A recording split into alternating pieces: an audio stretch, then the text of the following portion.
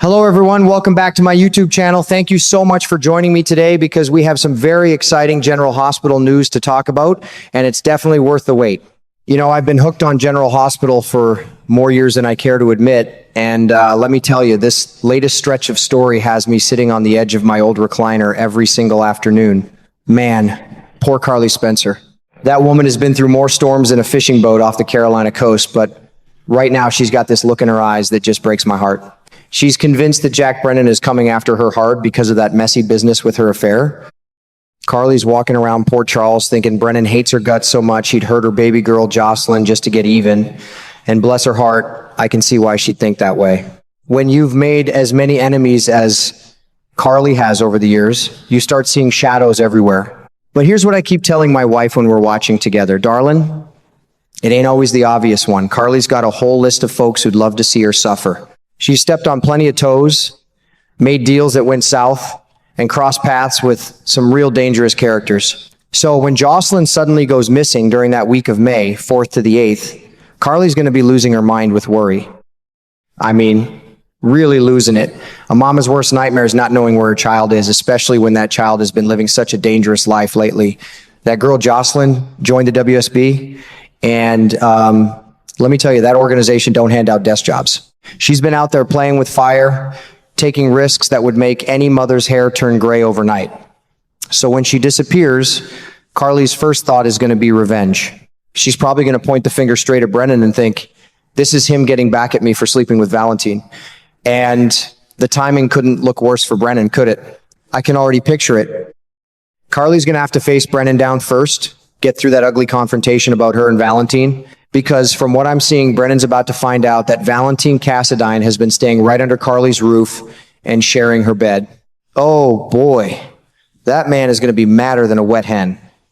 I mean, can you imagine? The guy you're chasing for the WSB is sleeping with your woman?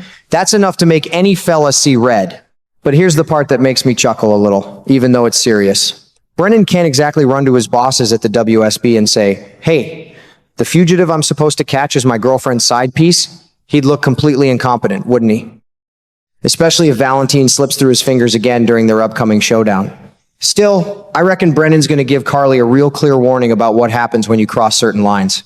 And that warning is going to sit heavy in Carly's chest like a stone. So when Jocelyn vanishes right around that same time, possibly snatched by that Cassius Faison character, you know, the one who used to be Nathan West and taken back to Windermere, Carly's going to be terrified.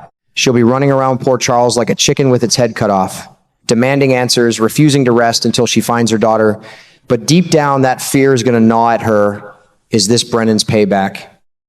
Did I bring this on my own child? I gotta say, even though I've seen Carly survive 1,000 disasters, this one feels different. It's got that slow burn dread that makes you lean in closer to the screen. She's going to start digging for the truth, and when she finally learns who's really behind it all, I bet she's going to be shocked right down to her boots. The writers are really turning the screws on her this time, making her question everything and everyone around her. You know what gets me the most? Watching a strong woman like Carly, who's always been a fighter, suddenly faced with the possibility that her choices might have put her daughter in real danger. It makes you think about how one mistake can ripple out and hurt the people you love most. I'm telling you, my wife and I are glued to the TV this week. We can't wait to see how Carly handles this storm. She's tough as nails, but even nails can bend when the pressure gets too strong. I'll keep you posted on what happens next because I have a feeling this is only the beginning of something big. You know, when a mama like Carly finds out her daughter is really gone, that kind of pain hits different. It cuts deep, right down to the soul. Carly's heart is breaking into pieces right now, but that woman has never been one to just sit and cry. No, sir. With that fire in her belly, she's going to fight like a cornered wildcat. She'll move heaven and earth to get Jocelyn back. And once she figures out who's behind it, Lord help them, because Carly Spencer will come looking for revenge with both barrels blazing. She's the type who'll burn the whole barn down if it means protecting her kids. I can already see her storming around Port Charles, eyes blazing, asking hard questions. Then comes that moment when she talks to Trina Robinson. That sweet girl Trina, Tabyana Ali plays her so well, is going to look Carly in the eye and admit the truth that makes everything worse. Jocelyn never even made it to the Savoy that night, and she wasn't home when Trina got back either. Trina's voice will probably shake a little when she says it, telling Carly how worried she is because Jocelyn hasn't answered a single text or call. That news is going to land on Carly like a ton of bricks. You can almost feel her stomach drop. What makes it even heavier is knowing Carly lied to Brennan in the first place, partly to keep Jocelyn safe. She bent the truth, walked a dangerous line, all to shield her daughter from the mess she was in. Now that Brennan knows about her and Valentine, Carly's probably terrified that Shield is gone. The protection she tried so hard to build might have crumbled, and her baby girl is paying the price. That kind of guilt can eat a person alive. So naturally, Carly's going to march right up to Brennan and face him head on. I bet she'll get right in his face, voice shaking with anger, and straight up accuse him of making Jocelyn disappear. "This is your doing," she'll probably shout. She might let all that fear and fury fly first, telling him exactly what she thinks of him and his threats.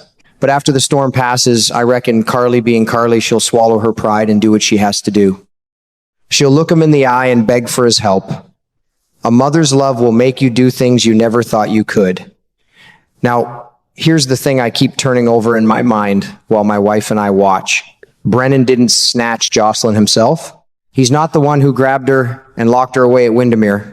But he still carries some blame, doesn't he? He pulled that girl deep into the WSB world, a place full of shadows and danger where normal folks don't belong. Once you step into that life, it's hard to step back out clean. So even if his hands are clean on this kidnapping, his choices help put Jocelyn in harm's way. That's a heavy thing for any man to carry, and I suspect it'll weigh on Brennan too when Carly comes calling. And watching Carly go through this has me and the missus talking late into the evening. It reminds me how one decision can ripple out and hurt the people you love most. Carly's going to keep digging, keep fighting, and keep hoping. She'll do whatever it takes, yell, cry, threaten, or beg until her daughter is safe in her arms again. My wife and I have been talking about it nonstop. She'll say, "That poor Carly, no mother should have to go through this." And I nod right along because it's true. It reminds me of how life works sometimes. One wrong turn, one secret kept too long, and suddenly everything you love is hanging in the balance. Carly's going to have to dig deep, face her fears, and figure out who she can really trust. And I have a feeling when the truth finally comes out, it's going to change things in Port Charles in ways none of us saw coming. At the end of the day, that's what makes this story stick with you. It's not just another Port Charles drama. It's about a mother's unbreakable love, the mistakes we make trying to protect our family, and how even the strongest folks sometimes have to bend their knees and ask for help from the last person they want to turn to. I'm telling you, my heart's right there with Carly every step of the way. Can't wait to see how this storm ends, but I know one thing for sure. When Carly Spencer sets her mind on saving her child, heaven help whoever stands in her way.